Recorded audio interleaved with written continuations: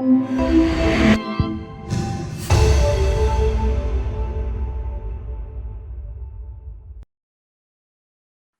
morning, Lima. Good morning, New York. Good morning, good afternoon, Paris. We're going to start in a few minutes the talk named The Design of Our Worlds. Today is the second edition of a talk which started on the 14th of June, 2021. I would like to express my very special thanks to Juan Giuseppe Montalvan Lume, who initiated this virtual talk in March 2021 in the middle of the pandemic. After having directed the Industrial Design Department of PUCP Peru, Juan is presently a design researcher. He also coordinates the specialization program in human-centered design for innovation at PUCP Peru. Juan is supported by Paula Cermeño, professor in industrial design at PUCP Peru, and César Lucho, who directs today the Industrial Design Department of PUCP Peru. Juan invited, both in June and today, Ignacio Urbina from Pratt Institute and Claire Brunet from ENSCI Les Ateliers to co-animate this international talk. Ignacio Urbina is an industrial design professor at Pratt Institute and directs his own industrial design agency in New York City. Claire Brunet is the design director of École Normale Supérieure de Cachan, near Paris, and is also a design and art philosopher and psychoanalyst. Along the lines of the first talk, each school has invited 2 graduates to present their most appropriate works to illustrate the design of our worlds. I leave the floor now to Paula Cermeño and Claire Brunet and Juan Montalvan, who will introduce the second edition's theme. The floor is yours.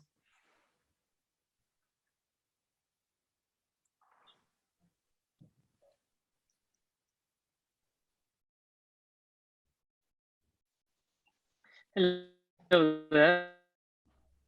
And just Paula, let me know if you prefer that we show the recorded presentation. Yes, please. Good morning to everyone. Thank you. Wonderful. And just give me 1 second to get that right.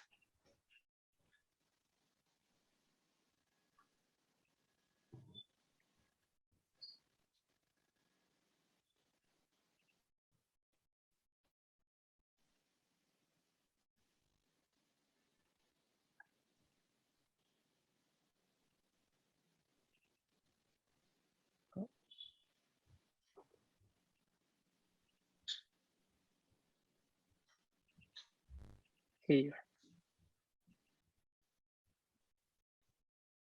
Hello, everyone. Welcome to this event. Welcome to the Design of Our World second edition. My name is Paula Cermeño. I'm a professor here at Industrial Design in PUCP. And I wanted to talk to you a bit about my experience teaching a class, which I think is very relevant to the topics that are going to be talked about today, which is the history of industrial design. So actually, I started teaching this class about 1 year and a half ago during the pandemic, and a lot of topics came to the surface while teaching industrial design, since this course has been traditionally taught from the standpoint of the birth of the industrial way of doing things, of doing design, and of making objects and making different things and connecting different people. So one of the things I wanted to do, which I have also done this semester with the students, is a small exercise of dissecting the words within the class's name. So the history of industrial design, we can talk about what does history mean, what does industrial mean, and what does design mean. So if we take it backwards, the first thing, and maybe one of the most broad reflections we can have, is upon what does design mean? So I think we're gonna also learn a lot about that during today's session. Design basically means relating to different contexts, to different people, to different species in different ways, through objects and also through intangible products. Then if we want to talk a little bit more about what does industrial mean, we can also think about, well, industrial directly takes us to the context of industry and the industrial model. So we have to think about whether we want industrial design to always be defined as industrial, because I think in many cases, especially in the cases of schools in the global south, and I think maybe in other parts of the world, industrial design is not a place where we only teach how to design along with the classical models of industry, but also to relate with other contexts in our countries, in our regions, where design is much needed, but where design is not necessarily tied to industry. So if we think about what does history mean for us, we can also think about, well, if we want to trace to the beginning of industrial design, because of this word industrial, we think directly of what I mentioned before, which is the Industrial Revolution.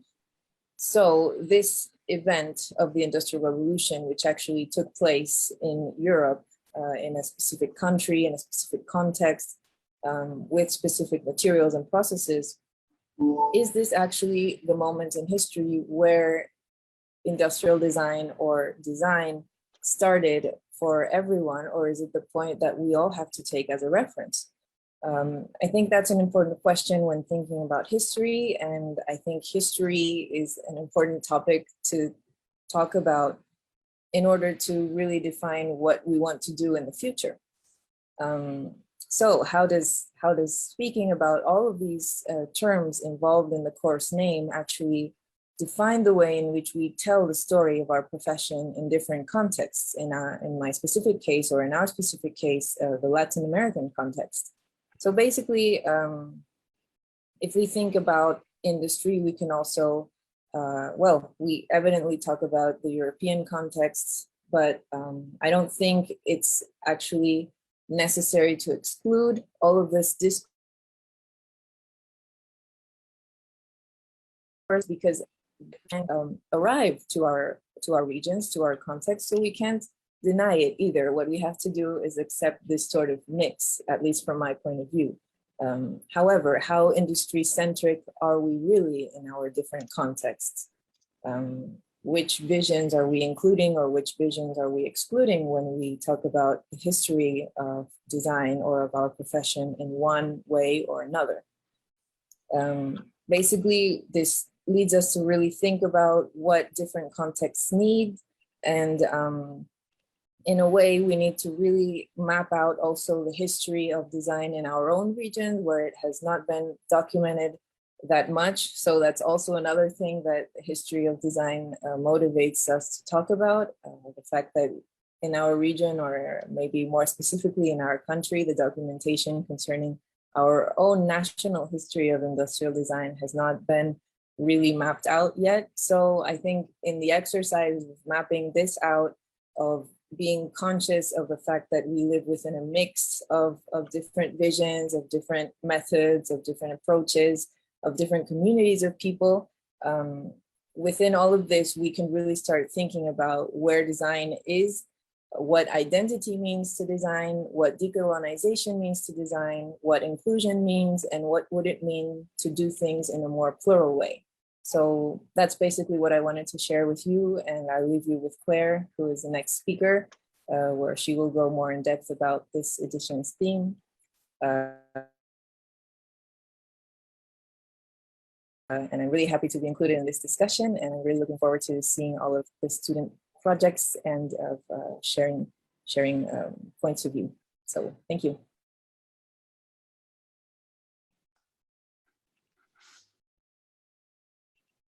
Do you hear me? That's fine?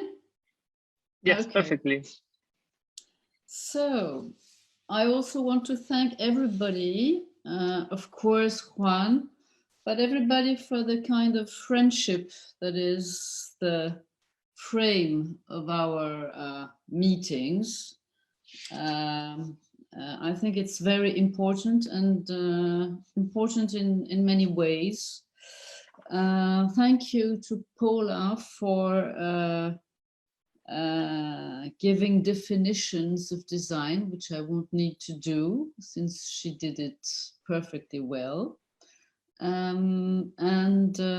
do believe history is a very good point of entry, a very good starting point for our issue today. Everything is happening thanks to our friends from Peru, inviting us, Paris and New York, and I suppose inviting us because Paris and New York, as Walter Benjamin puts it, capitals of the modern movement, of modern art. But this topic is true regarding Paris, a little less New York, I believe. This topic is true as long as painting is concerned. Not that much as architecture is concerned. Let us speak about Oscar Niemeyer in Brazil or Lina Bobardi. We see that they are absolutely main architects, modern architects in Latin America and not in Paris.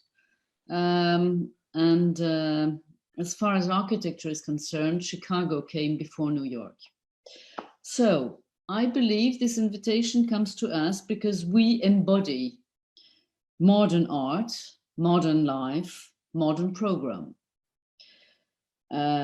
Everybody will agree that modern moment begins in Europe, let's say at the middle of the 19th century with the Crystal Palace in London, for instance. It's, you know, just to say so. But as far as design is concerned, Paris industrial design is concerned, but also graphic design. Of course, there is fashion design, but as far as design is concerned, Paris is not at all the center of this history. So this is the first point I wanted to make. We are all today involved in the same moment of the world. The idea of a post-colonial design, the idea of a design, industrial design that would not be mainly modern, mainly European or American, I mean, United States American, I don't know what's the adjective about it, but asks us a question. Do we have to choose between a design that would come from the Industrial Revolution, let's say a modern design, European and United States industrial design, or can we talk of design as a mere anthropological fact? But most important, do we have to choose between this? Because then we would have the European design and the New York design on one side, and you would develop a specific Latin American design, and we would have nothing in common. But that's not what we do see every day and in our conversations, of course. So, on the other hand side, I could say that industrial design has never been only European. Of course, the English Revolution, the English Industrial Revolution relies on Indian, how do you say that? Indian, let's say cotton, but not only cotton, but, and as far as Germany is concerned, we know that Germany wanted to go to Africa specifically because of this problem, England being the master of the world of the 19th century. So European design has never been only European, if one takes the whole thing together. And on the other hand side, of course, as far as industry is concerned today, China and India are at the center of the focus, not anymore England or France, even less. The other thing is that we can see, I would say that in order to shape modern objects, European designer, United States designer, worked on standards. And that is the problem we meet today if another kind of design, the anthropological design, the local design, tries to come back to local, what we call vernacular. I think it's the same term in English. In this, as far as this is concerned, designers in the 60s already, but even before, if you look at Charlotte Perriand, she went to Japan and looked very carefully at Japanese craft. If I talk about Ettore Sottsass, he went all through the world making photos in order to, let's say, make a catalog of craft traditions quite far from the modern industrial processes.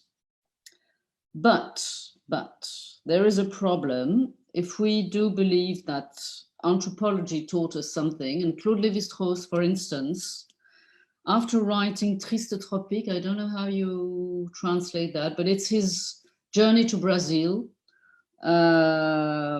showed that journeys are always deceptive and that travelers usually see more about their own country. So where are we today? The nice thing is that as far as young designers show us projects, they all are facing the global warming problem. They all share a common world, as COVID taught us. We are all in the same world. So what we can see and what we can hope is what Edouard Glissant called the créolisation. I don't know the English term of it, but it's sort of a mix, like Creole language, which doesn't, which still takes universal values in consideration and not only local values, tries to mix them together so that, of course, European and American, I mean, United States history of design can match without any problem with very ancient traditions or very, very contemporary practices in Peru, in Brazil, and why not in South Africa.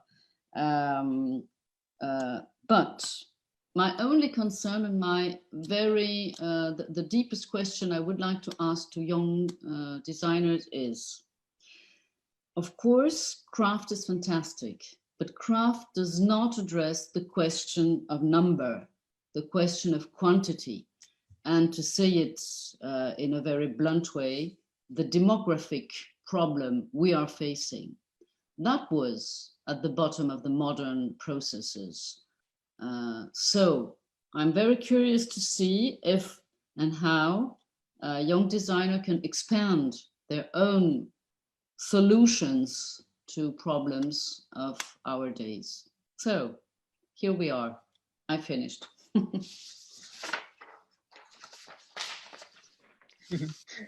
Perfect. Thank you very much, Paula and Claire. I'll just be myself for a second for this introduction, words of introduction.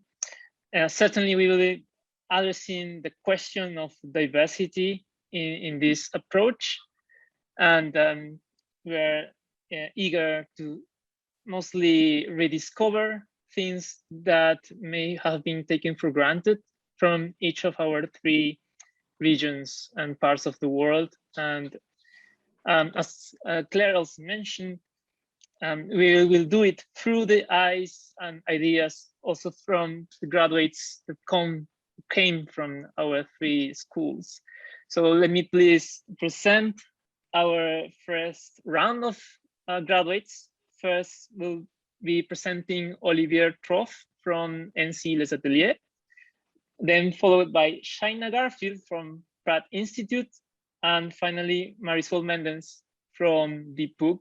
Each of them will have allocated 5 minutes for presenting their work, and then we will have a 15 minutes discussion in terms of what can we find that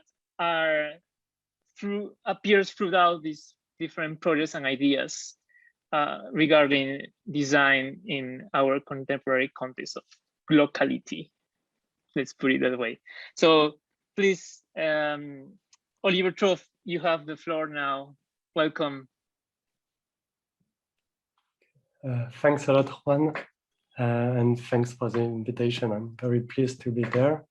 And that's a nice forward by Claire about anthropology, because it's my focus today. Maybe just a few words before the presentation as an introduction about myself. So I'm Olivier Troff.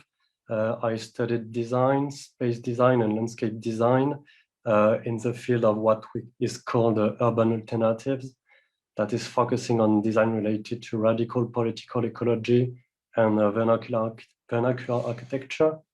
I also have a degree in teaching and design research from École Normale Supérieure, which is in collaboration with ENSCI, where I'm currently conducting a PhD. Before that PhD, I decided to live a year in Chile, and that's what I'm going to talk about for today. So Chile is such a large country. Our friends from Peru are on the left side of the image. However, the place I'm talking about, so yeah, okay, it's working. So the place I'm talking about today is much more southern, and it's quite close to Antarctica. It's the Cape Horn region. I traveled there for the same reasons Cape Horn is famous in the Western world. It allows you to see kind of a mythified place, a major shipping route before the opening of the Panama Canal. It is a very dangerous cape discovered 502 years ago by Magellan as part of the conquest of America. Here is what's the most striking in the Cape Horn regions. Here is the water, the fjords, and the mountains. Also the Koigwe, which is a beech tree. So this series of pictures I'm showing you is called Far from the Fires, the Landscape and the End. I am using the symbol of the circle, evoking the halo of the fires lightened by the fueguinos, fire people, literally. That's why it's called Tierra del Fuego. The montage allows to see the link between what is seen far, actually the landscape, and what is close to the end. This allows to show the materials that are part of the fundamental acts of the life of Yagan people, Los Yaganes. Those pictures epitomize for me a certain type of gaze through design, focusing in an anthropological manner on objects to understand questions of landscape and territory. The Yagan people were nomads of the sea, and at the time I wrote that they had kind of a very diffuse settlement in the region. I wrote, for example, that canoes are useful to move from one place to one another in that cold and misty archipelago. They are literally creating space, distance, the track. Canoes open what I may call nowadays the Yagan landscape by passing through space. They hold it open just for a few days before it is being closed by living. Then in the same regions, some other uses of the land can be spotted from the 16th centuries to nowadays. Peat, for instance, was turned into a resource to build houses and to be burned. strange marks were spotted in the 1940s in the wood and created those surrealistic landscapes by the presence of castors, beavers, actually. A bit further is the harbor of Punta Arenas and those drilling boats looking for oil that can be put in regards with these Yagan harpoons made from the rib of a whale. I could keep talking about environmental issues such as red tides, for example, or the depletion of the ozone layer. However, I can also focus on other political issue and event that happened in the 1950s, which is actually the official colonization of the region by the state of Chile. It led to a concentration of the population to a single point and a complete desertification of the entire region of Cape Horn. This was led by the foundation of the military base and city of Puerto Williams on the Navarino Island. Actually, with this event, Yagan people were just deported to the edge of the new city, where there are about 70 of them are still living today in that small village called Villa Uquica. At the time, I wrote also about this event and about environmental issues that the Yagan people wouldn't be able nowadays to live under the same sun, to navigate on the same waters, and to enter the same forest. Actually, they would live under sunbeams provoking them cancer and eat seafood that would make them sick. And that's why I decided to call this presentation Landscape Confrontations, like landscape struggles, because actually this series of photographs investigates how territory is occupied and drawn by different people, communities, states.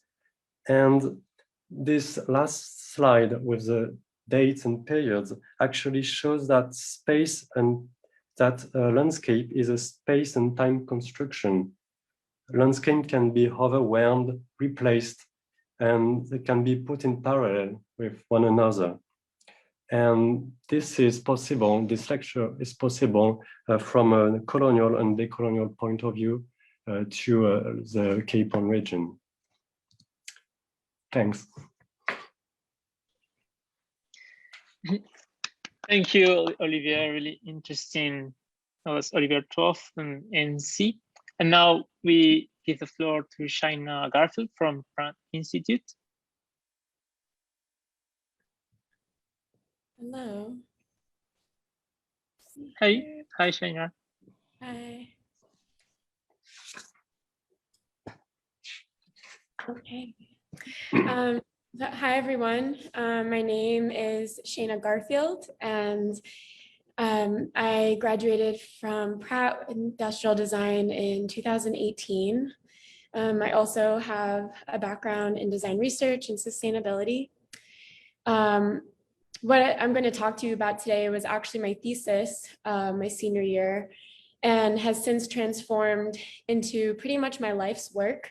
I learned how much death means to me and how much it means to others. So my thesis was the coffin, which is what I'll get into. I also kind of wanted to expand upon the intros in the beginning of what it means, what design means. And I was just thinking about like what it means to be a designer and how my work with death has really challenged my definition of a designer. Because it's not always making these physical products, but also making spaces and holding the spaces and really creating these intimate experiences with humans and with the earth.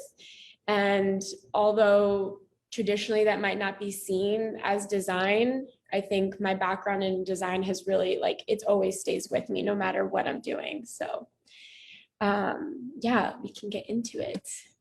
So I actually wanted to start with this quote that speaks to a lot about my work. So it's by cellist Glendinning, and she says, "To open our hearts to the sad history of humanity and the devastated state of the earth is the next step to reclaiming our bodies, the body of our human community, and the body of the earth." And the concept that she's speaking to in this quote is called earth grief. And I think that's where a lot of my work with death has come from, where it's this, this understanding and connection to climate change and the injustice that colonialism and capitalism continue to put onto the earth. And so when we lean into the grief that so many of us are experiencing from this, there's this opportunity to actually reconnect to ourselves instead of hardening ourselves from these experiences. And so this grief, I feel like, has really driven why I feel like death and connecting death to the earth is so important. So I have this idea that we can reclaim our bodies through designing death. And this is my coffin here. It's a biodegradable coffin made with macrame, which is the process of tying rope, as you can see here. And just about the coffin itself, it's all natural. So even my dyes are made with natural plants. So this is actually my coffin in this photo. So hopefully I don't need it for a really long time. But yellow is my favorite color. So I dyed the rope with turmeric and achayote, which is which is a plant from the Caribbean. And it's really trying to just like bridge the traditional, or I don't like the word traditional, the conventional mainstream coffin that so many of us think of, with more of like these natural shrouds, which have been used throughout the world, throughout history. So also, one of my favorite things about it as well is actually, this is my body in this one right here too. But you can see how the rope really like highlights the form of the body and is celebrating the person that's in there through viewing the beautiful form that our bodies have. So this is also just another visual. Ignacio might remember some of the people here in this video from Pratt. But yeah, just a visual of both kind of the embracing how somber a funeral can be, while also embracing the beauty of it. And what does it mean to introduce this craft and connection to earth to bring beauty back into these really difficult experiences that literally every human will have in their life. Also, when I get to talk to designers about death, I love to bring this up. So while yes, I designed this coffin that is the main product from Now My Company Leaves With You, I also really love to think of humans as the products themselves. And not that we're kind of designing ourselves, but it's this idea that within our body, we are full of so many amazing resources. We're full of oxygen and nitrogen. And so if we think of ourselves as a natural resource, then maybe that understanding of, well, we can decompose and go back into the earth is exciting, because that means we can use our bodies to contribute to something greater and contribute to the continuation of the earth even after we're gone. Also here, I have this photo on the right of the coffin flat without a body in it. And this was really important to me too when I was designing it, as it can be stored and transported really easily. And so kind of just trying to invite death in our life early, then maybe you can get the coffin early and store it. And so one of the last parts about the work is that I seeing design is ritual, design is ritual. And so once you can introduce intention into the work, I think it immediately transforms from just an everyday experience into something quite meaningful and emotional. So with the rope itself, I do invite the family members and friends and even the person, if they're preparing for their own death, to weave the coffin themselves. And through this act of weaving, you can introduce your love, your prayers, your thoughts, your intentions into this really profound object for a very even more profound experience of burial. And if you have, maybe anyone here has their own meditation practice, you'll understand the idea where sometimes when you're sitting still, it's really hard to calm the mind down. And so I wanted to introduce this ritual for people who are anticipating a death to kind of give themselves, give their hands something to do, something to make, in order to help them maybe find more peace and acceptance of what is happening. So that's all I had to present today. Like I said, my work is called Leaves with You, so you can find me online. And I, as you might be able to tell, I absolutely love death and talking about it. So if anyone ever wants to reach out, I'm happy to continue the conversation. Thank you. Thank you very much, Shaina. We already see some common themes that are appearing, and in particular, this vinculum or link with the earth and nature, and what are we ourselves in this new framework. And it's really like a sort of rediscovering of this, of what we are. Really interesting. And then we have now the space for Marisol Mendez from the PUCP, that she will also share her project.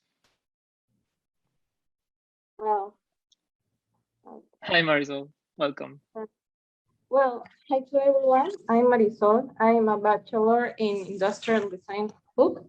And today I'm going to be talking about Junta, a Peruvian human protection system. This project was developed by 3 industrial designers and 3 electronic engineers in the beginning of this pandemic time. And the first middle of the year 2020, we all had the same questions in our heads, you know, like, what is this? Are we going to survive? When can I see my family or friends? What is going to happen next? We all know that COVID-19 brought us a new normality. Who could ever imagine that we were not allowed to walk in the streets without fear? But also, what about our social interactions? What about meeting new people? We were just in our laptops, in our houses. So we developed a questionnaire to understand and listen to people. As pretty simple insights, we got that more than the half until the date were unable to understand about this new normality. Almost the half of them don't even establish a conversation with another person in the streets. They felt insecure. So safety knows means not interacting with people and following the health protocols. So now there is a new social normality for us. New rules have been imposed and Peruvians are looking for a way to fulfill them, even if they do it in a wrong way.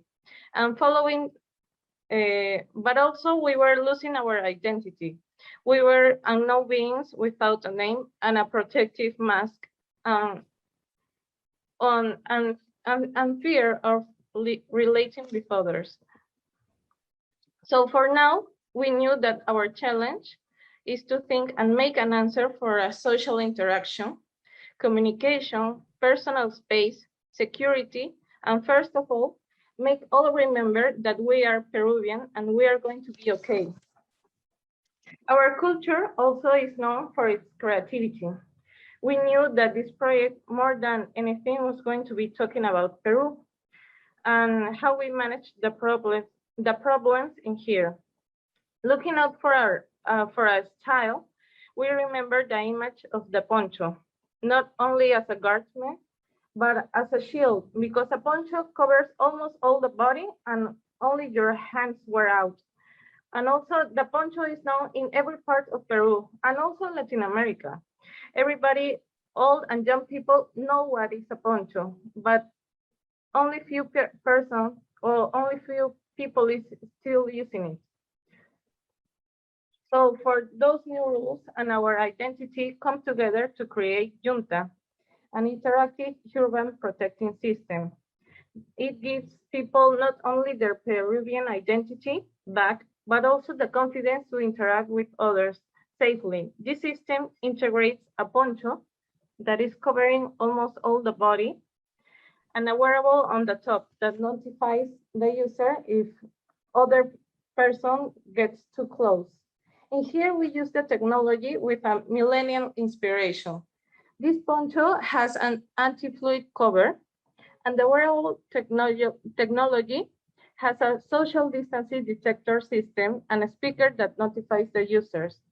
This wearable had 4 layers of fabric, a paño fabric, the first one, then a taslan that was waterproof, then a pelon fabric to make the wearable strength, and then a tafeta, just for lining. So if you're wearing Junta and get too close with a person, you're going to get a notification. Like in here, it's going to make a sound and it's going to stop when you get the right distance. But if 2 people using Junta get too close, it's going to make, no, for the second case, if 2 people use Junta, it's going to sound a Peruvian music. But if they get too close, the music is going to get distorted. So when you get the distance, it's going to continue this Peruvian music. We developed 3 collections of Junta. The first one inspired in our jungle heritage, in their patterns. The second one inspired in our engine colors. And the third one in our everyday wear, inspired in our city and all the rush that it comes with it. These are the 3 collections that we developed. So for now, we developed this new version of the poncho based in our identity that talks for getting back our society as they used to interact with others. Here in Peru, we really like to talk to the strangers to say hello until we don't need to meet them more than that. And we were losing that. So, but now with this new conversation, we can, with this poncho, we can handle it with security. So that's why we get attached with this new technology for developing Junta. Thanks. Thank you, Marisol. So then we have open floor for brief discussions around these 3 projects in this first round. And of course, we have our academic guests as well to participate in this discussion. And I would like to pose first some interesting thoughts that we may reflect upon, which comes from this idea that it also comes from some perhaps preconceptions of what it is, how a particular designer from a particular region thinks or approaches design. And I think this is the first thing that is being challenged here.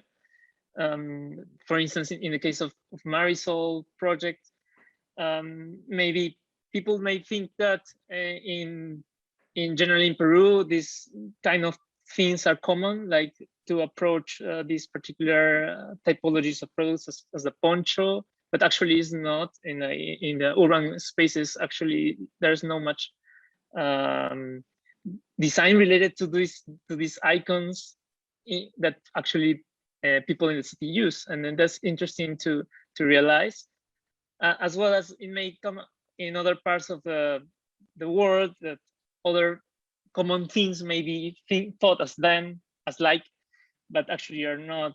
So I would like to hear maybe Ignacio or Claire about your thoughts on perhaps how in different parts of the world we relate to this common issue of nature, whether it comes in the form of a virus, whether it comes in the form of how we go back to it, or how we relate at a more bigger scale or geopolitical scale. Yes, I will. Well, hello, everyone. I just want to say before I say something, thank you very much, all the people from PUCP Peru, starting with Juan, Paula, and Cesar for putting this together. And of course, our great partners, Yasmin and Claire from Les Ateliers ENSCI, and all the graduates that are participating in the first edition, and now they were, happy to join us in this second edition.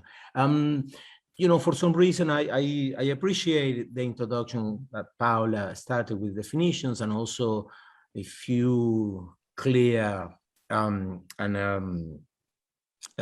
tempted ideas that Claire put together with how we think about what is colonialism and where is the actual history of design. And I can see that I'm glad that we can see these three projects in the same block that are talking, all of them are talking of the future, but in a way, there is some implicit history in all of them. Which I probably like in more of them is that the idea of a future is just sudden suggested in terms of we need to reflect on what is going to happen in the future, but it's not a futuristic idea. We're not trying to plan the future, but the future is in a way implicit in all of the idea, even in the good recollection made by Olivier with historic idea that how actual colonialism entered in a territory, and then we see the impact gradually in certain countries. But I can see that, we are dealing with the same materials, that we are dealing with identities. We are trying to put together almost the same materials that we know as designers. We deal with colors, we deal with images, and we put together. But what is interesting in here is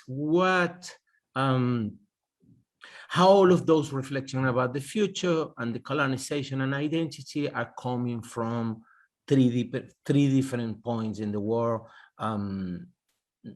Yeah. Thank you very much for the presentations. Thank you, Ignacio, for your comments.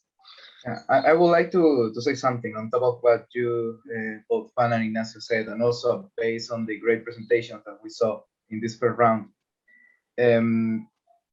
It kind of makes me wonder, and this is something that many of you have probably heard about me when I think about design, especially industrial design. What is the industry, right? Where is the industrial aspect of it?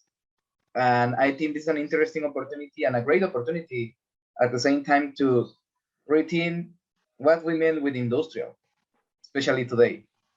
Even looking back through history, like we are not thinking, and I think this is a great moment to not thinking about the idea of industrial as these traditional factory manufacturing processes in general. But I think a great definition is something that we can find in literature or in different other aspects of media, life in general. Like industry also could refer to this idea of an effort, a collective effort between different people to reach a goal and to fulfill an objective, right? So based on that, I think these different projects, these three different projects also relies to that and also point to that in a maybe directly or indirect way, because we can see different aspects of not necessarily industry as a manufacturing process, but industry as a collective effort to reach something and to achieve something. So yeah, this is an idea that also was in my head while hearing you and seeing your presentations. Yeah, that's it.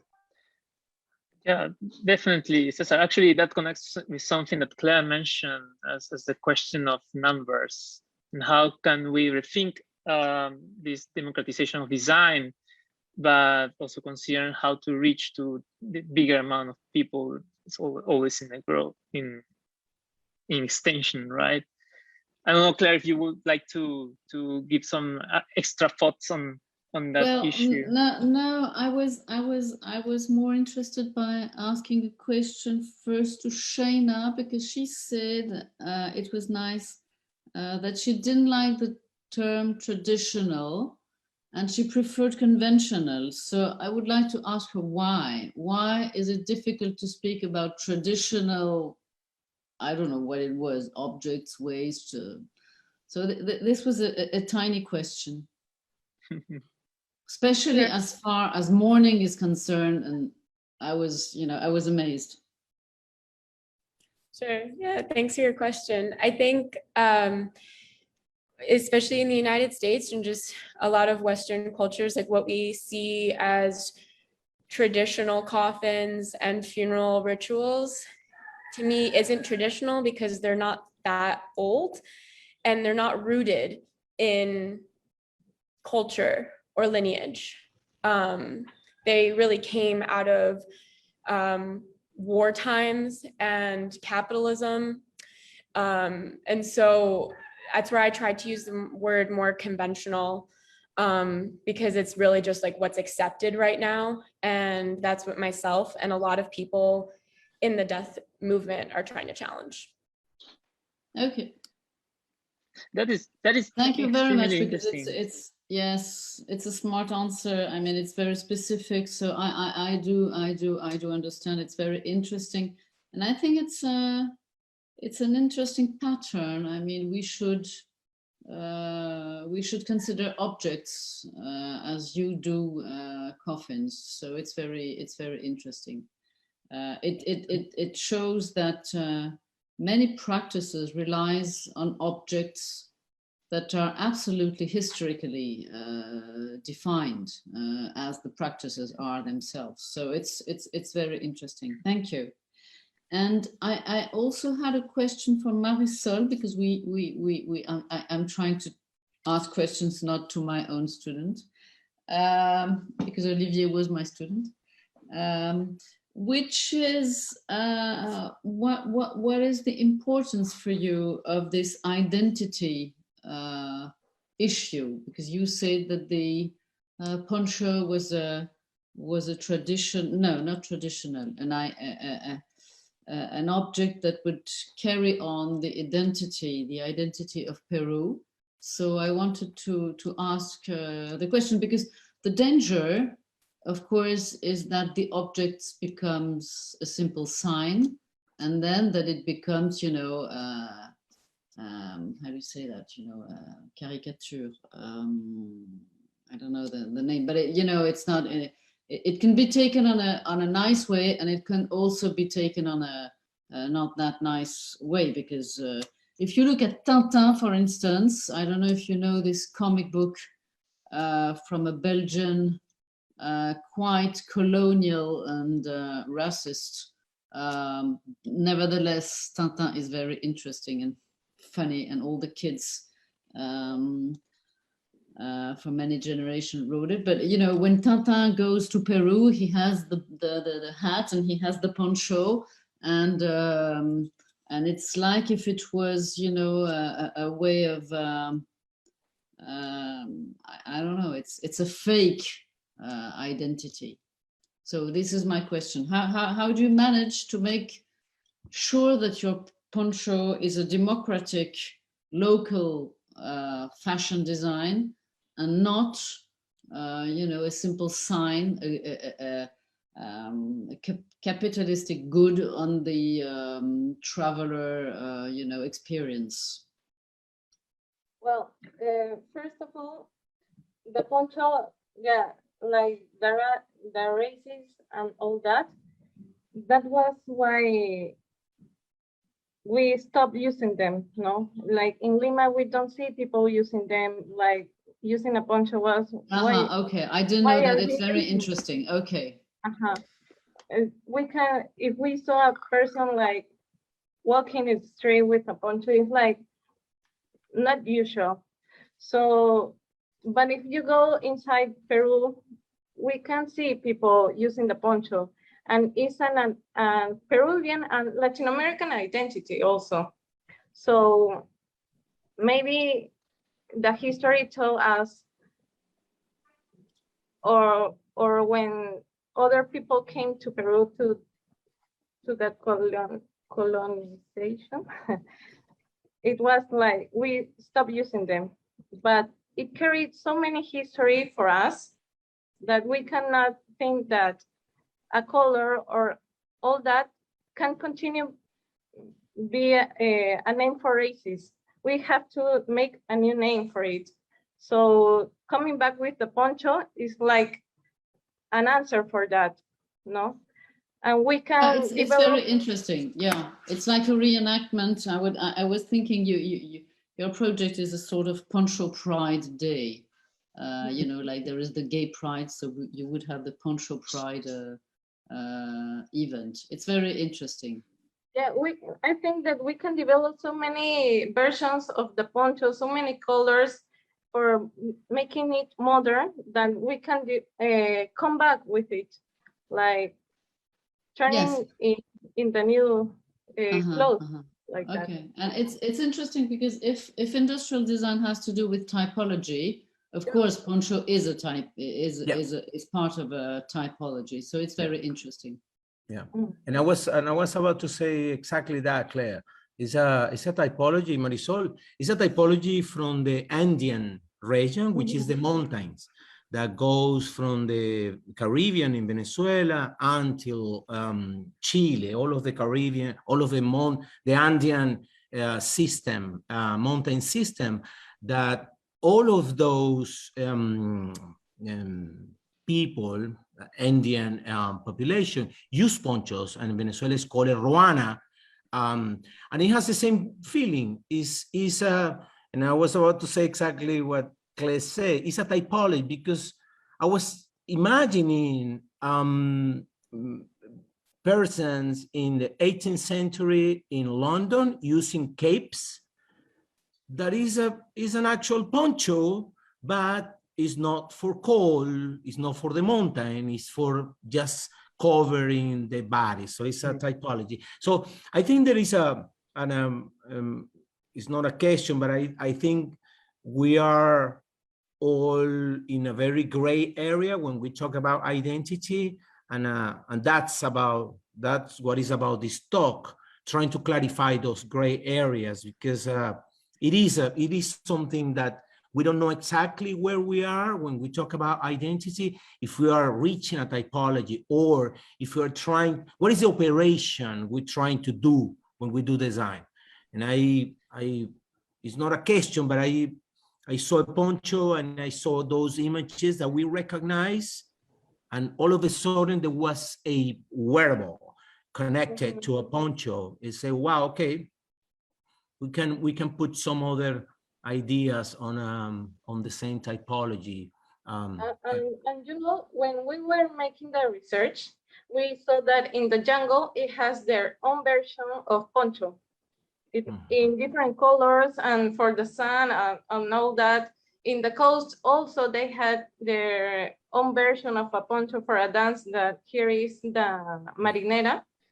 And so it was very heavy, this word, poncho. Everybody has their own version of it, depending of the department here in Peru. And we thought about, okay, everybody's going to recognize it. Yeah, I would like to connect that idea with what Shaina mentioned based on the question that Claire made in terms of tradition, because that's what happens. Because if we see the poncho as a traditional element, then we start framing it as an element from the past, or at least from parts of Peru that are not anymore part of our common activities. So when we mix that also with the idea of technology, what that may be somehow framed within the contemporary era, we try to break those preconceptions and maybe do it more of a conventional object rather than a traditional continuation of something, because it's actually really present. And I think that question of how to redefine the mere concepts that come from process of colonization or process of modernization are the ones who are being challenged here. And it's really interesting how different projects bring up this common theme. And in order to give also a space for Olivier, I think Olivier has a really interesting project because it doesn't set its framework within a specific object, though there is an object that mediates these interactions with nature. But I'm really curious and eager to listen of Olivier, since you come from different geography, but working within Chilean territory, what main reflections you brought? This again, this idea of maybe you having some preconceptions and then being challenged by the reality of how the actual context goes. Maybe you can tell us a little bit about those experiences within your project. Yeah. I'm not sure I had so many preconceptions, or at least images, because I choose to go to Chile without looking at any images. I don't know why, but I just read a lot of Chilean literature, and I just knew that it was such a large country that there are many climates, tropical, austral climates, Mediterranean climates. So those are all variety of climates facing different issues in an environmental perspective. And yeah, that was the first thing. But I discovered, for example, in the Cape Town region, that people were actually living there and are still living there, and it's just switched my point of view, because it was not only about environmental issues, but about environmental justice and inequalities, actually. And that's actually the central point of what I'm doing now, and what is quite relevant from South America within the ecologia politica field and political ecology. And yeah, that's what I'm using now as a perspective, as a frame to envision what I'm doing now during my PhD about actually environmental justice, and how design through objects and through people and various knowledge merging can create conscious discussion and also protests that are as strong, as vivid, and as important and rooted to daily life, that are actually made or visible in South America, and especially in Chile. I was thinking that's interesting, because after we saw the 3 projects, it's as if all of them present themselves as inquiries. I mean, there is an inquiry about communities, about traces. Suddenly the poncho comes back on the stage, and we therefore learned that it was hidden for some time. Of course, Olivier is making an inquiry, as for instance, Forensic Architecture Group is documenting through design a history of violence, and Shayna also is doing that, because talking about the fact that coffins are, coming from nowhere, which means ritual are very young. She can invent something. So it's very interesting. I mean, as far as I'm concerned, I'm struck by the fact that the three of you are working, of course, in very different ways, coming from different schools, having very different teachers. But no, it's interesting. It's funny. But there is something about this inquiry design. I don't know how, documenting design. I don't know how to call it. For some of you, it's, you know, the beginning of the process. For instance, Marisol and Shayna. For Oliver, it's of course the project itself, but you do share that, so it's very interesting.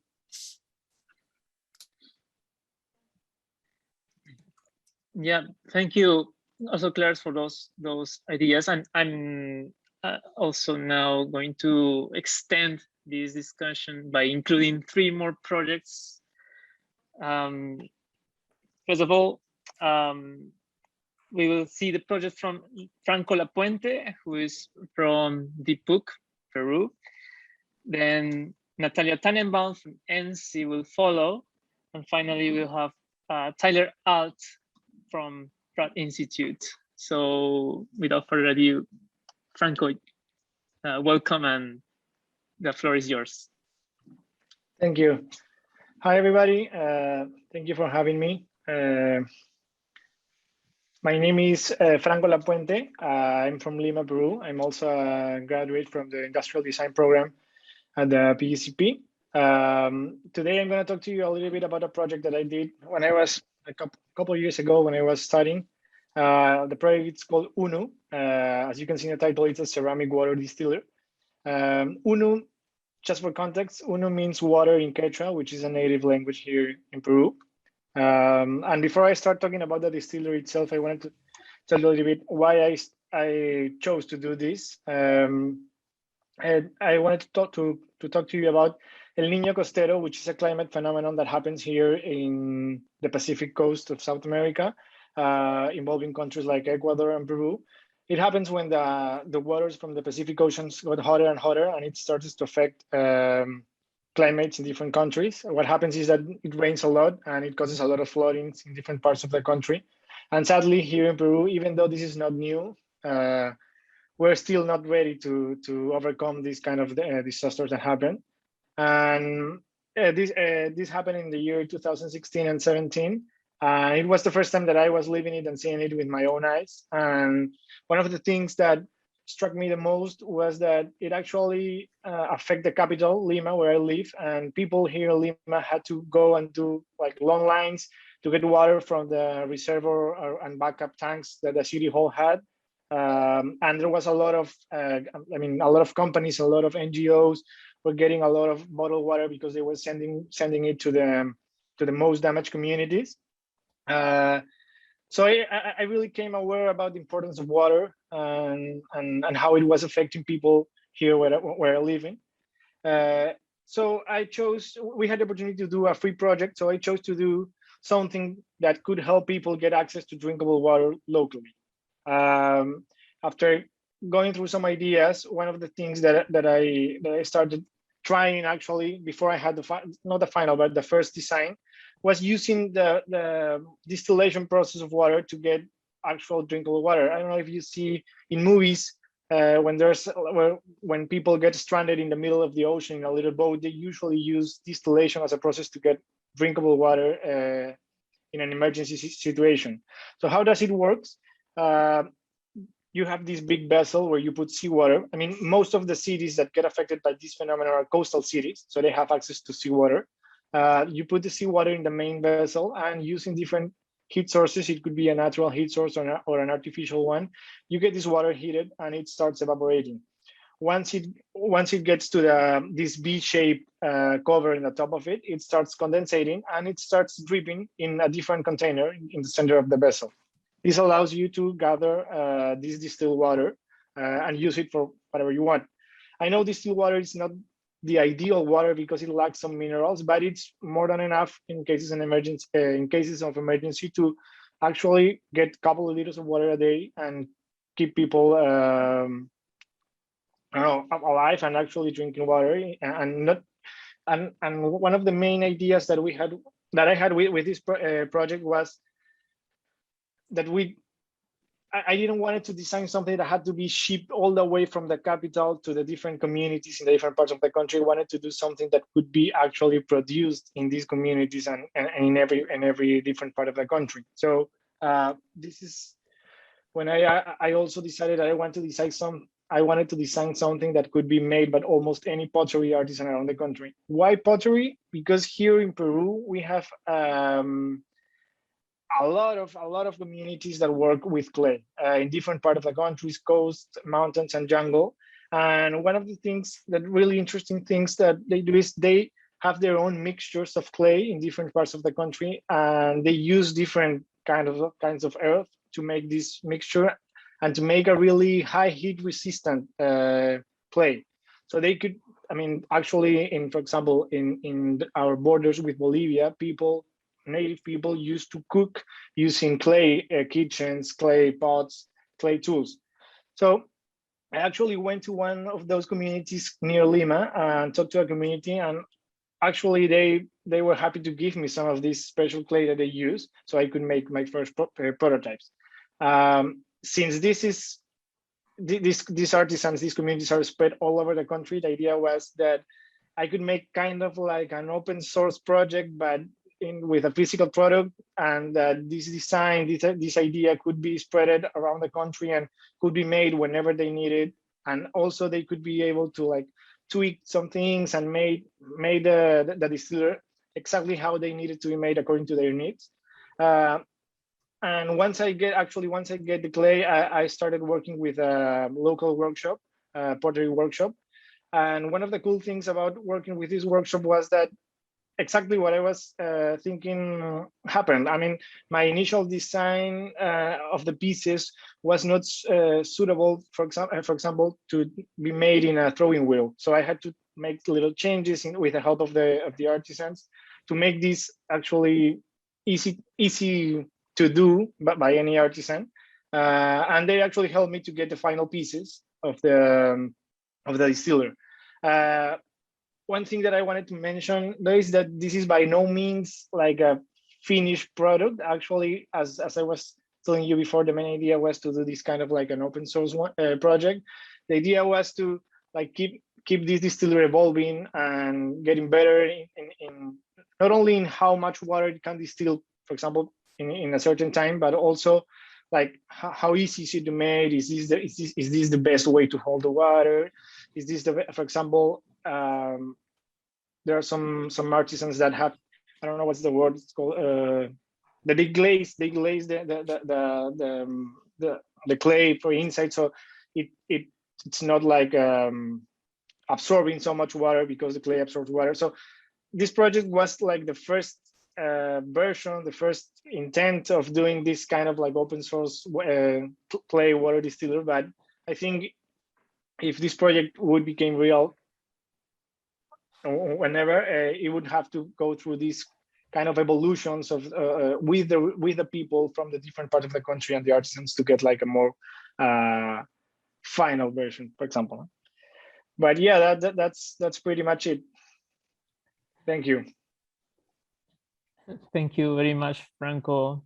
Certainly this project will give a lot to talk about, and let's mix it with our next presenter, Natalia Tannenbaum from ENSCI Les Ateliers. Welcome, Natalia. Thank you so much. Thank you for having me.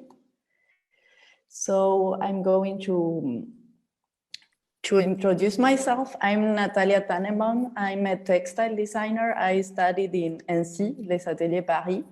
And it was great because I have the opportunity to learn about all these technical techniques. So I'm in Mexico now, but I live in Paris for 15 years. So what I want to present you is CHIG. CHIG is a project that because the Design Week of Mexico and the US Embassy give me a grant to work. This project is an upcycling textile project. And I work this with a non-profit organization that's called Nyumatat Napawika, that's mean United Women Working, and with Martidiana Mendez Jimenez and Eustaquia Jimenez Mendez. These are two artisan, textile artisan. It's from a Tzotzil community in San Juan Chamula. So the question that I was in my mind was what happened with all these garments that the women are producing, and what happened if it has a flaw, or what happened, are all these crafts really sold?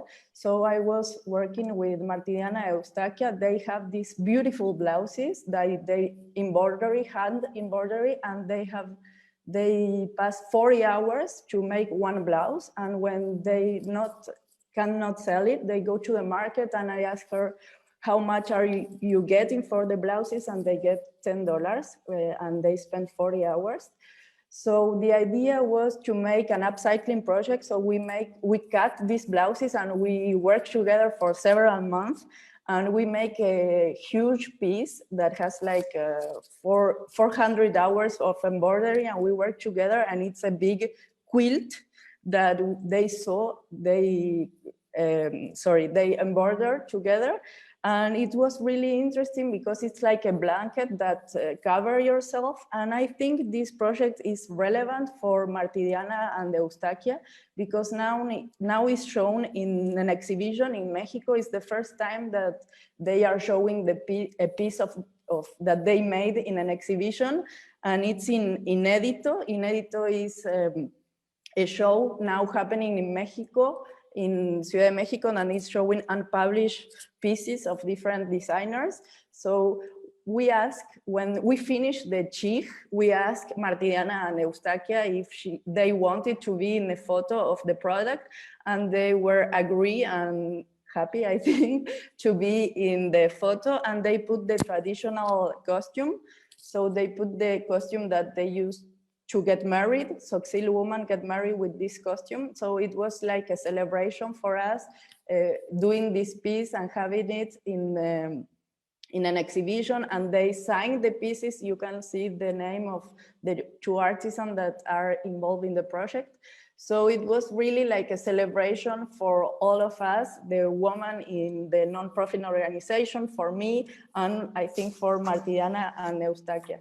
So this is, I'm going to show you also, we had the opportunity to make a video of the process. So I'm going to show you. I hope you enjoy it. So this is the video that showed the Tzotzil woman. Hola, mi nombre es Martidiana, soy de Catixtic. Javi Eustaquia Jiménez Méndez, de la comunidad Catixtic, municipio Yunchamula. Xcaldic Xalile, Jalistose Jale, Chonetic, Xcaldic Datzenguitique y Listose Jalicuile. Con este proyecto pues estamos muy contentas, me siento muy bien y es algo maravilloso tener esa oportunidad de volver a reutilizar y no desperdiciar nuestro trabajo.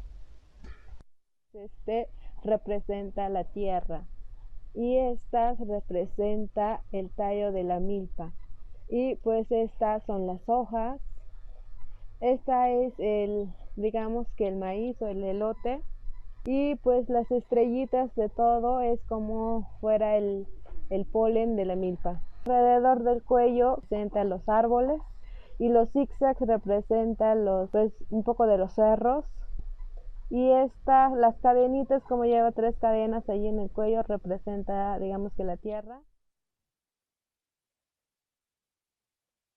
El chig pues tiene 2 significados. El uno es la palabra en tzotzil, que es borrego en español, y el otro significado del chig es la cobija, porque antes hacían las cobijas de puro lana de borrego y le llamaron chig.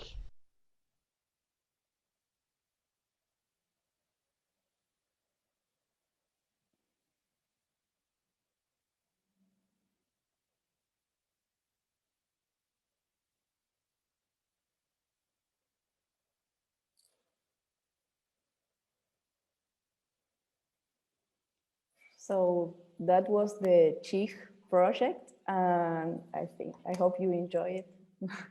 Thank you very much for having me. Most definitely, Natalia.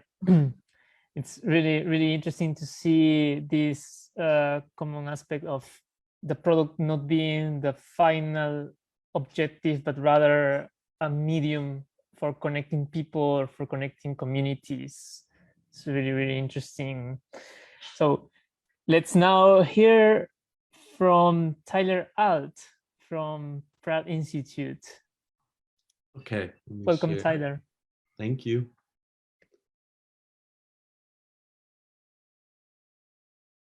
Okay, can everyone see the screen? Yes? Yes. Okay. So before I jump into my project, just again, like most people did, a really quick introduction on myself. So I recently graduated this year from Pratt Institute, and I spent most of my life in Hawaii. So I grew up on the big island of Hawaii, and I decided to come to New York City to pursue industrial design. And something that really stood out to me in the beginning when we were giving the introduction, something that I really related to is most of my life I would consider myself an artist who likes to design things. And so this idea of how the word industrial fits into my design practice, especially as we move forward and industry becomes more and more fragmented and technology allows more and more people to do things themselves. I just think that's a really fascinating and interesting concept that I kind of carry throughout my practice. But for today, I want to be talking about a public sink that I designed for New York City for my neighborhood in Brooklyn. So the premise of the project was centered around community building. Again, coming from Hawaii, community spaces was something that was just normal and second nature to me, and where I spent most of my time. Very little time was spent, in my house. So once I came to Brooklyn, I kind of felt disillusioned a little bit with this idea of public space, and that kind of transitioned into this idea of wanting to use existing New York City infrastructure in order to create something that, was able to bring an aspect of community and serve people in my vicinity. And I kind of landed on this idea of a public sink. So before I even started thinking about the topology of the sink or what its function would be, I thought it was really important to think about where this would go, because oftentimes I think people come into a community, myself included, coming into Brooklyn, coming into my neighborhood, and not knowing necessarily where, maybe public access to water would be needed. So I thought to create something that would be fun and easy would be to use bubble wrap, so that individuals could pop bubbles to vote if they see a need in their area, along with like a fail safe where you could scan the barcode on your phone and vote officially online if you felt extremely passionate. But I thought this would be an interesting way kind of to get people ready for the fact that someone was going to potentially come in and provide something rather than it just appear and be from the perspective of someone else, especially as we talk about colonization and people kind of infiltrating with their own ideas and prescribing them to a community that they know very little about. So after, doing that, I began working on creating a sink. And so the sink is quite simple. It just kind of consists of a flow reducer that goes into the pipe, a valve to turn it on and off, a basin, and then the faucet where the water comes out, the spout. And then at the bottom is a drain tube. So the drain tube connects to that little place so you can run the water into a storm drain and not disrupt the area a ton, so that you can kind of keep that minimal. And so kind of after I had thought about, exactly the functionality of the sink, something else that was extremely important to me in this project was thinking about this idea that typically items, objects, systems that we use for people who are typically underserved in a community, we put the aesthetic, the experience, and the fun of that at the bottom of the list. It's all about function. It's all about, cost and value engineering and all these kinds of big words that urban developers typically like to use when speaking about, let's say, a homeless population in an area that has water scarcity, an area that has lower access to hygiene, especially in COVID. And so I really wanted to make something that was fun and that was bright and that was happy and that gave people a sense of dignity when using the object, rather than having to just go to this place where I know I can get water, but it's a crappy concrete sink that's all dirty, that makes me feel less than in my community. And that's something that I really wanted to fight against when thinking about giving public infrastructure. And then the last thing, kind of just speaking about the future of what I think this could become, is, you know, we're very blessed in New York City to have a good water system that, you know, technically, even in the fire hydrants, it's potable water. It's just there is some concern with metals and where the water sits, but kind of thinking about how we could explore opportunities to make that water not only for washing your hands or washing vegetables or washing things that you got, to actually provide a source of drinkable water, potable water, and then that could branch off into hygiene, especially in what we're experiencing today with COVID. So kind of, I think, to end the presentation and kind of this idea, it kind of is really about providing a public good that's beautiful and fun and happy for individuals when using it, because I think that that's kind of paramount in my experience in creating community, and creating somewhere that people want to go, that they feel welcome, that they feel that this is made for them and not just something that the city is doing to push something deeper and farther away. So yeah, thank you so much for listening. And I'm really happy to have been invited to this talk. Thank you very much, Tyler. Yeah, we're already seeing really interesting themes to discuss, though I will present in my ideas later. I want first to share a thought slash question from Paula Cermeño, who's also joining us, though literally moving through the world in an airport. So, and she mentions, it's amazing how in your projects you found a way to communicate through local techniques and adapt it to a specific context. What do you think about industrial design education within contexts that are not classically industrial?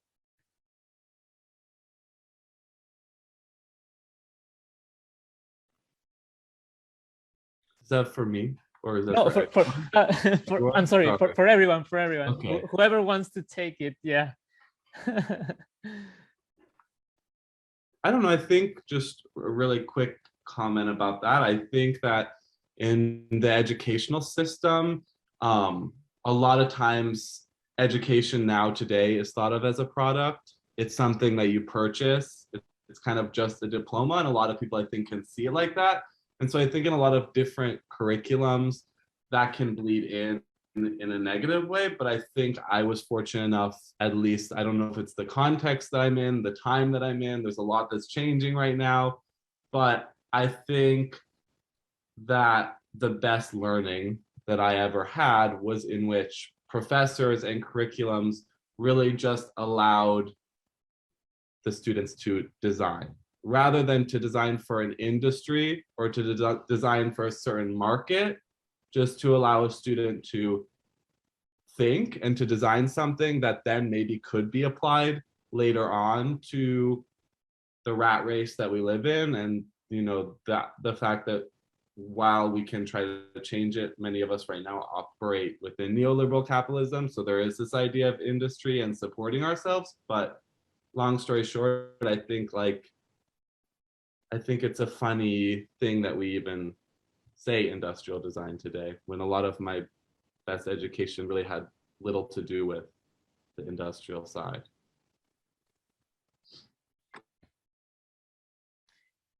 Really interesting. I think, Franco, you wanted to also share some thoughts? Oh, yeah, I was gonna ask you if you could repeat the last part of the question, because I wanted to not to. Oh yeah, sure.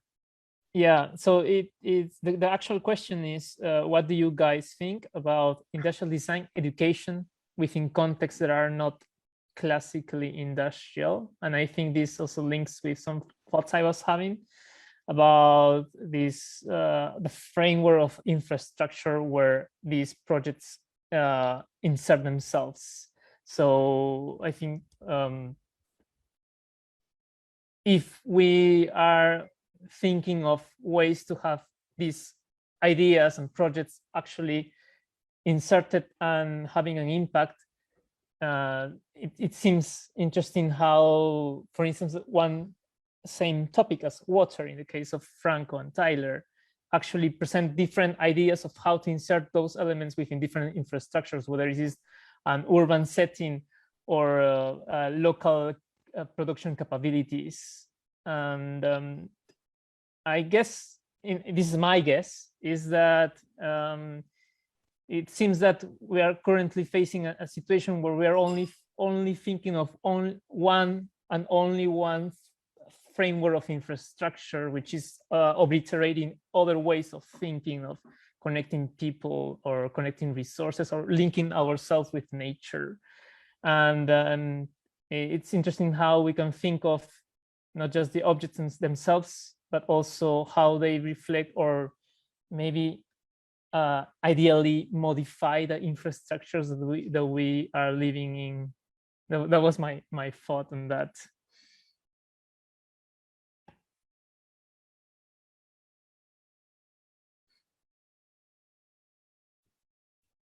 What were your impressions, Ignacio, Claire, Cesar? It's just a small comment. I know I have a few things to say, but at the end of the presentation, but probably it's a provocative. I'm gonna put in here some provocations, and I like the idea of industrial design as a word for two reasons. In the 90s, when the digital revolution came and everything changed like an actual revolution, it was a big change, and I personally lived through. There was this idea, especially in photography, that has probably is one of the areas close to design that receive the impact directly in the face, because all of the mechanisms they use it totally change. Kodak, that was the Coca-Cola of the photography, broke because it was all mounted in one type of industry, and all of a sudden there was no Kodak. But I remember there was this discussion about what is going to be the new photography, and in my mind, the photography I imagine, because I have a few photographers, very good friends, and I imagine the actual photography that has to be with the image. That's the main core of the photography, the image. And of course, the media and all of the platform they use it is just media to get through the image, which is the ultimate objective of photography. I thought that the whole photography, if both, is the whole conventional methods to produce image and the new ones. Both are photography. So it's not like, okay, we have a new photography and then we have the old photography. So I think for some reason, we need to say, yes, it's industrial, and all of the things about manufacturing and all of those things belongs to this area, which is creation and the method to do it in one time. We are now reflecting to change it, but it's still part of this, because the forms, the atoms, the matters we produce and the ideas are creating. Now we are questioning how we create that, but we need to capitalize that. We need to learn how we been doing this and why we get into now. And of course, embracing what is new, of course, but I think we need to put together both. What I'm saying, what I'm trying to say is that,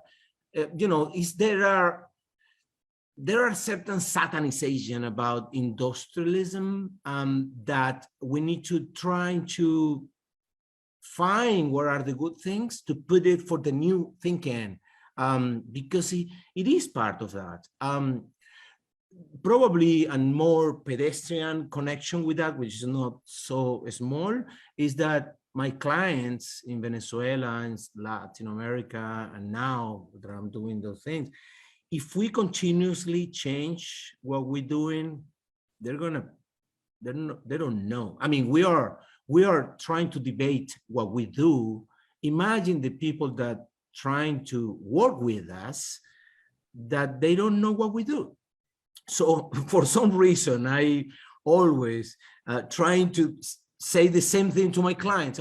This is industrial design, this is doing the thing. And then we move to the project, whatever it is, but very easy, just because to make sure that this whole discussion, which is, I imagine, it is something internal to us to understand what we do exactly.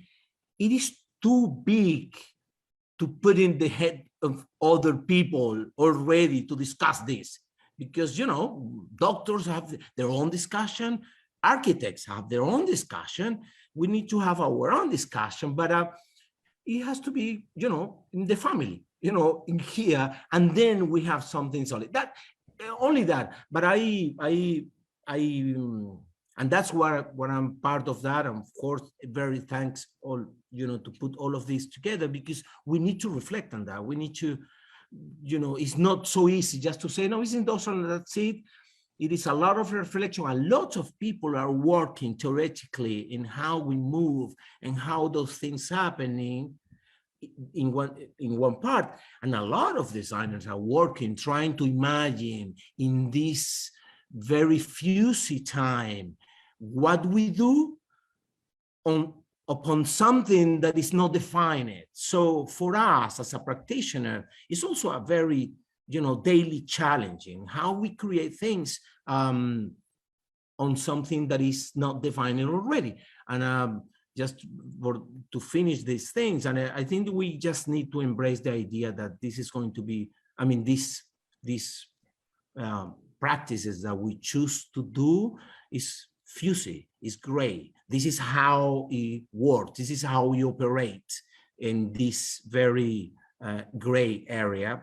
And I just want to close with that comment, with something that I love about what Tyler said. We always have this very basic and simplistic idea of putting functionality versus aesthetic. And I think it's functionality versus dignity and fun. I think this is more important, more interesting, because aesthetically, this is too easy. We've been doing that thing, but putting something that is more close to people, that's what is about design. Putting both, the efficiency and fun and dignity in the same body, in the same embodiment. Claire. So I completely agree with your provocative sentences.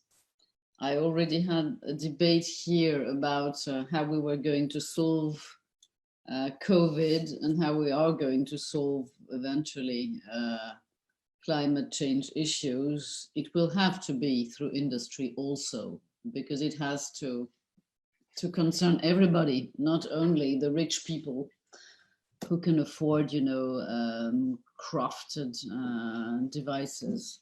So that's to say the first. But the three of you, I was very interested by the fact that you all, as I said, that the first group was focused on inquiries. Here, I have the feeling, and Tyler said it quite explicitly, design is for the people, not for the market. not just for the designer himself, of course, but for the people. So this is the other aspect that could be a nice post-colonial invention. I mean, to work simply for the people, sometimes for the people who are here, but sometimes for the people who are there, close or far. And that was a very interesting aspect of the three projects. Of course, the first one showing the woman working was very explicit about it, but I had the feeling that the three of you are involved in this kind of concern. So I was very interested by that aspect. I would add to that reflection of the question of industry, that I think we are in an agreement now that it's not about going against it or opposing it, but rather, for me, from my side, from my perspective, is more of a sophistication of the production processes, and how we do not stop at thinking in terms of consumers and market and sales, but rather challenge the idea that even in industrial or post-industrial countries, there are still these questions of how we engage with actual people's needs. But was supposed to be maybe one of the ideas of industrialization at the beginning, and still this question is there. And then it's, from my perspective, then it's more about how do we sophisticate our processes, and this idea of having the people involved. Something that I found really interesting in Tyler's presentation was that he mentioned at the beginning that it's not just going and doing something, but rather first learning and maybe having an exchange of opinion with people through these interesting, funny pops that you presented. And of course, the same appears also in other projects, right? And Natalia, the whole process is about that, right? Like constantly participating in this co-design idea, as well as in Franco, where this aspect of people who are the people who are actually designing for. So it seems to me that question never ends, right? It's always there, and so we have to rethink how to make it more sophisticated, so it's also taking into consideration. And just one last aspect of that, in taking into consideration things, also the element of nature. How do we get nature also into consideration in that production processes? Tyler, you wanted to share some thoughts? Yes, something that I just thought of that I think is an interesting idea is also maybe to, I think, industry, and thinking about the word industrial, also using it as a strength of our design practice, in the sense that industry often connotes many people. There's a lot of people all working together, manning different parts of the assembly and of the process to create an end goal. And I think being able to work within that helps you to have so many conversations with so many different people about, no, you can't do it this way, or actually, have you thought about doing it this way? Or actually, I'm from Detroit, I have done this. Have you ever thought about doing that for this part?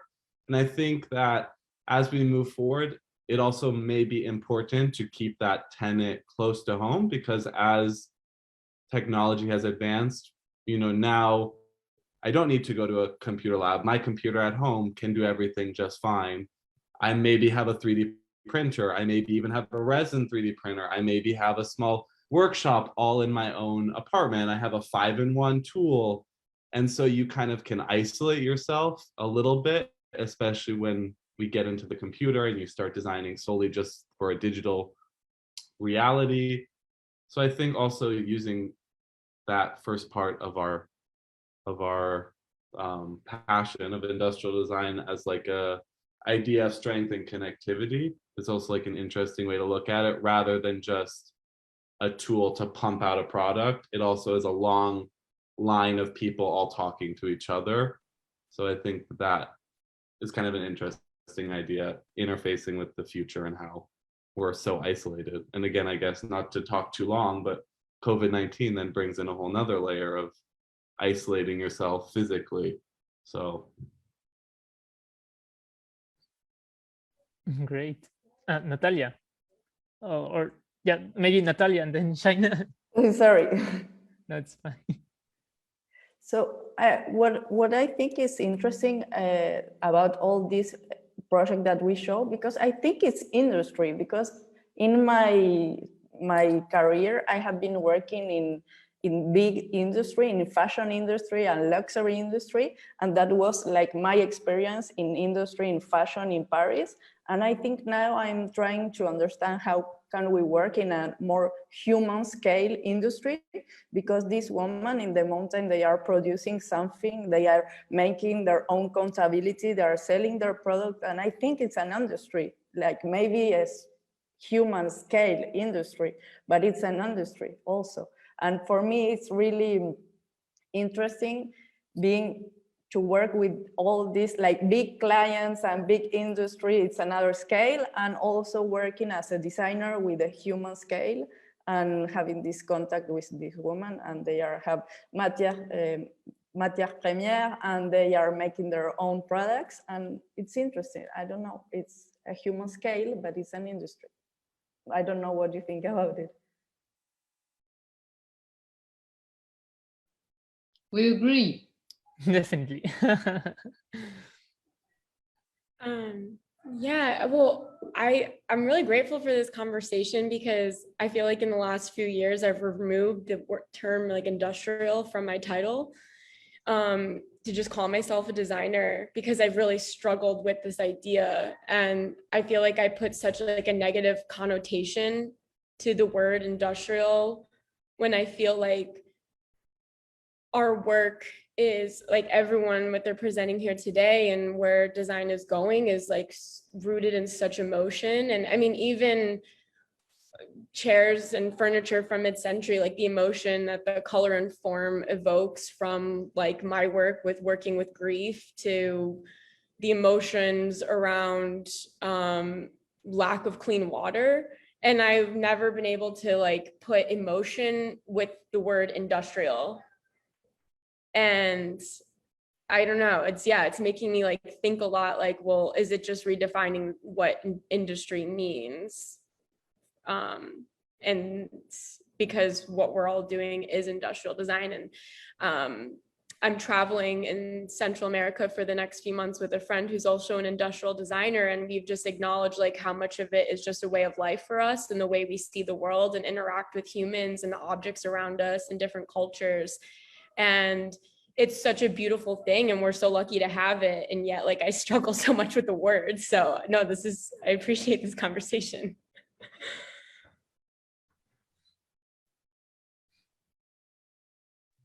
Yeah, I think that we can take that as an opportunity to start thinking design as a phenomenon that could happen again and again and again and again.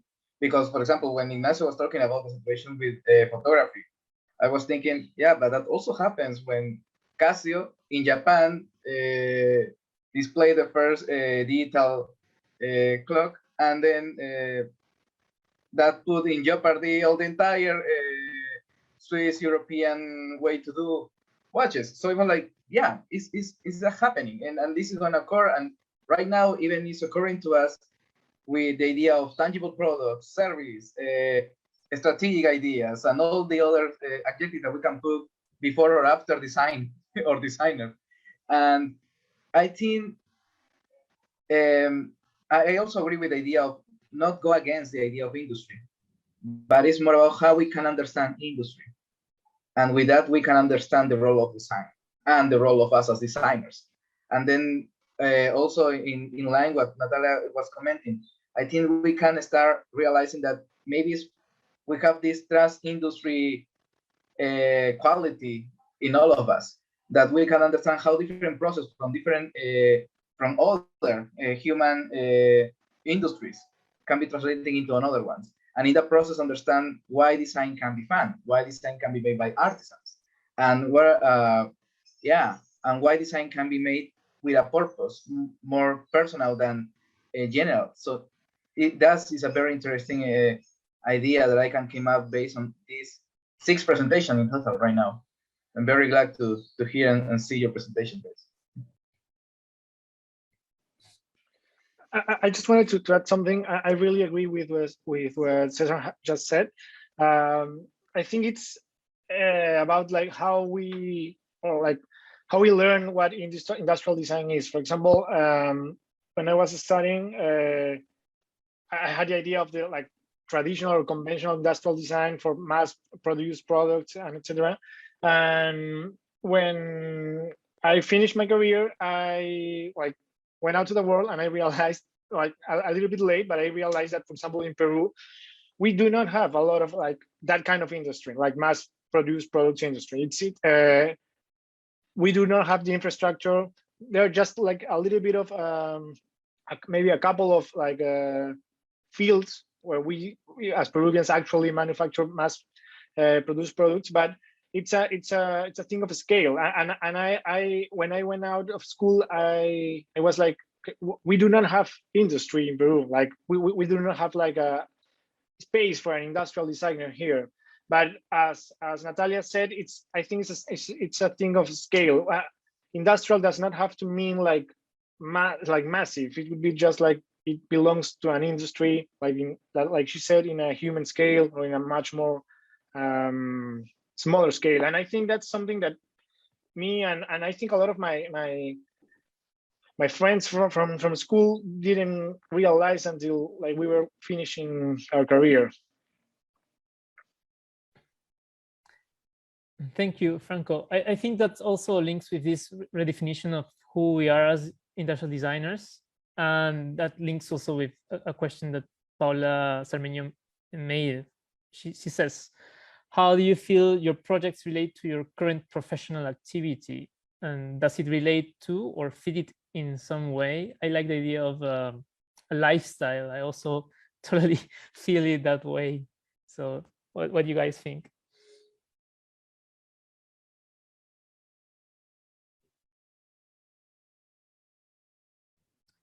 I can answer. I mean, like I had said in my presentation, I've made that coffin my life's work, but it's transformed from helping people acknowledge death of all kinds, not just like the death of the human body or human person, but any type of death that you have in your life, like a breakup or losing a job or becoming sick. And so it's really like opened the door for what is all things death and grief mean, since that is like a universal experience for humans.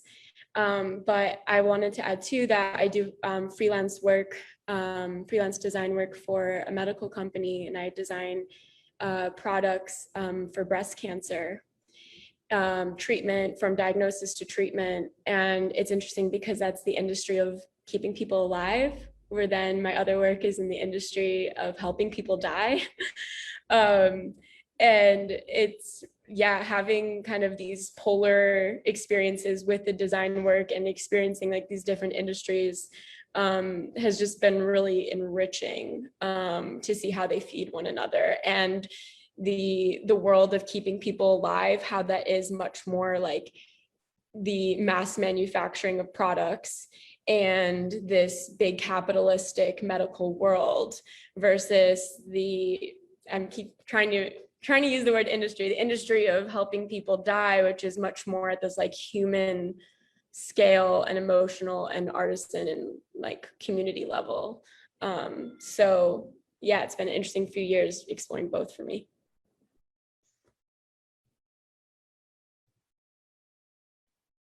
Oh, I was just going to say really fast, just on the philosophical level, I feel something that this project helped me and that I continue to carry is just that my biggest pet peeve is typically ignorance. So I think that this project starting off as me having to learn and understand what I was speaking about how how you can't just come into a community and prescribe what you believe is needed to help them, because that assumes that you know what it's like to be there. And I think especially just growing up in Hawaii and how visceral and new colonization still is, because it's, you know, only been a few decades that Hawaii has even been allowed to have a resurgence in culture, like I was speaking about in one of our earlier meetings, just with hula and language and everything being almost lost in the 50s to now being finally taught in school again, just 40 years, 50 years after. So I think that, like, while I maybe work in a completely different industry, I think something that I try to carry with me is this idea of how, you know, being ignorant is often the beginning of falling down a dark path. So I'd say that that's something that, like, I try to bring into my professional world, no matter what aspect it is.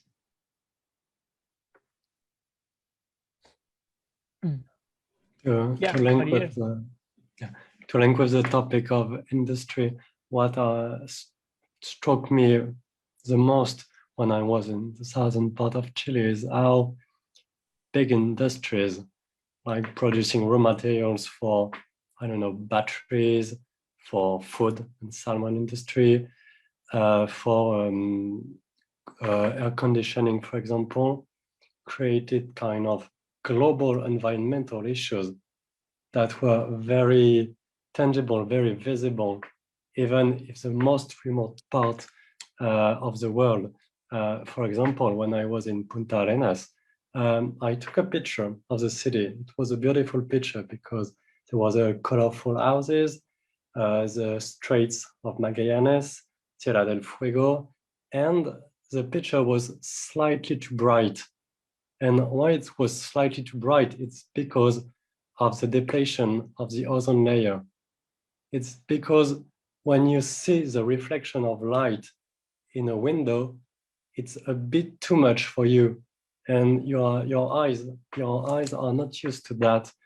And I just said to myself that it's good to work within industry because things have to be changed, information have to be given, education as well. But I also strongly think that some big industries won't never change at all because it is in the very base to work like that. For example, in the region of the Andes mountains between Chile, Argentina, Bolivia, and Peru as well for the extraction of lithium, for example. And it links with what I'm doing now, which is actually totally anti-industry because it's about devices, optical devices, to produce counter-expertise of landscapes, and especially on the soils for local communities. It's a bit like the same context in which Franco is working. It's how people can actually understand, represent, and also share what they show of their landscapes and the actuality of it, and especially in regard to pollutions. And I think it's important to do that because it is actually a very important job done by industry, which is producing false expertises to struggle heavily against popular education. And quite often countries are quite related to that, even in France, when huge industry exploded in the city of Rouen near Paris. So I do believe, like Natalia, that scale is really, really important to envision industry and to make the difference with huge industry. And the term in France, we use industrieux, which is like people working hard together. And that can maybe be observed on a smaller scale to be conscious of what people are doing and what are the consequences of that and the material consequences of their actions.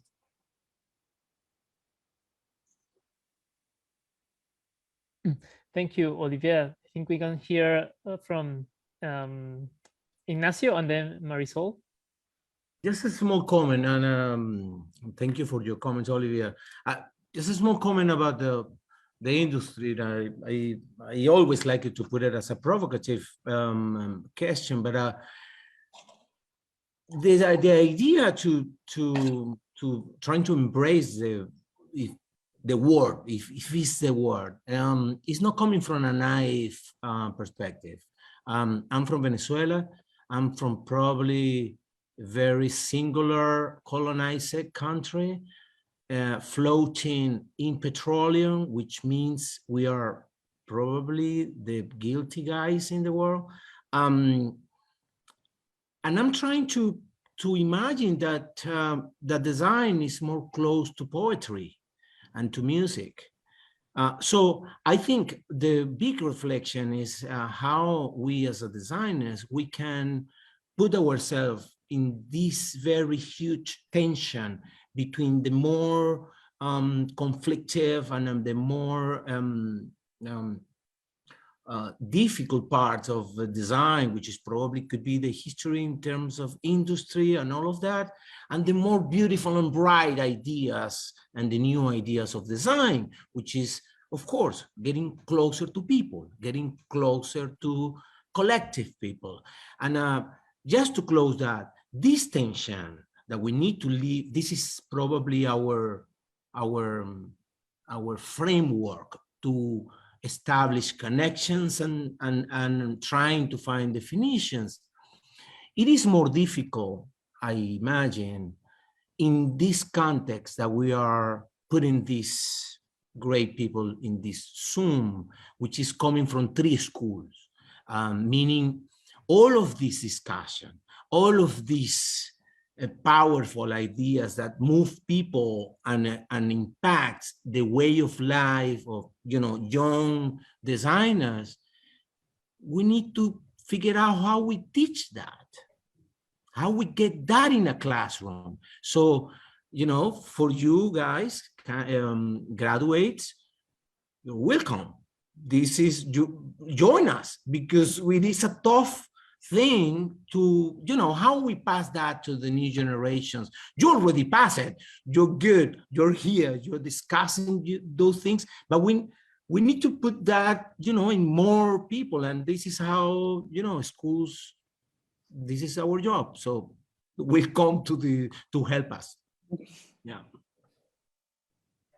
Well, I had one thought about all this industrial thing. Last week, I went to the north of Lima, and going there, I saw a company like the typical image that we have of a company, like small and all these, all that. And I was so relieved that I was not going to work in there. That I was not supposed to be working for the contamination, basically. I was very happy that now, as an industrial designer, I was doing, for now I'm making my own company with an architect, but we're thinking about how can we traduce our Peruvian identity and all that. We are not looking out for reference in Japan, for example, that are so minimalist. But also we are like thinking about our environment. Also, I was working with a branding company, and they were very young. And in the first moment, they told us about not using, for example, materials that can damage our environment. No, and I was glad about it, because in other company they didn't care, and I was like, why don't you care? We need to take care of it. No. I think that we as young people are now receiving an education that make us think about more things than before. Mm-hmm. Thank you very much, Marisol, and actually thank you everyone for your different thoughts. I think these spaces are really important for actually bringing these important questions into place. Yeah, yeah. Conclusion. Sure, Claire, as far as I'm concerned, I think there is an industry we didn't speak about, and we could take it as a topic for our next meeting. Wonderful. Which is Google, Facebook, and so on industry.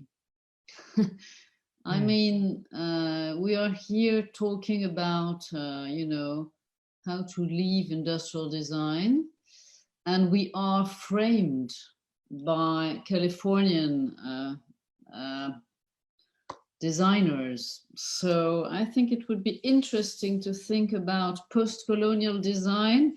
Is there a post-colonial design, or did the colonizator, I don't know, the colon, change of,